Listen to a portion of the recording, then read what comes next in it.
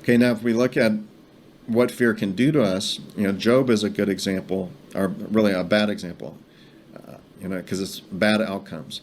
So in Job chapter 2 and in Job chapter 3, so we know, I guess before all of this happened, several other bad things happened before this sickness happened to Job.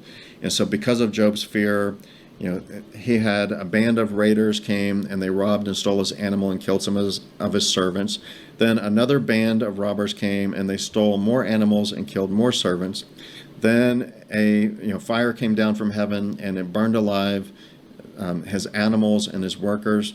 And then the last thing that happened was a great windstorm came and collapsed the house and killed all 10 of his children.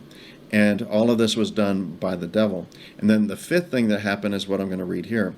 So Satan went out from the presence of the Lord and struck Job with painful boils from the sole of his foot to the crown of his head.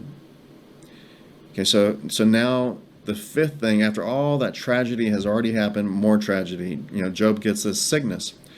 And then we get the revelation in chapter 3. For the thing I greatly feared has come upon me, and what I dreaded has happened to me.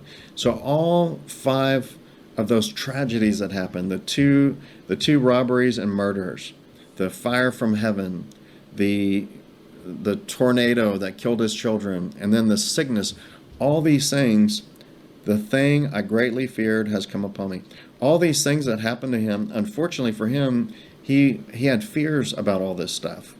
And so his fears came true, and he was just devastated.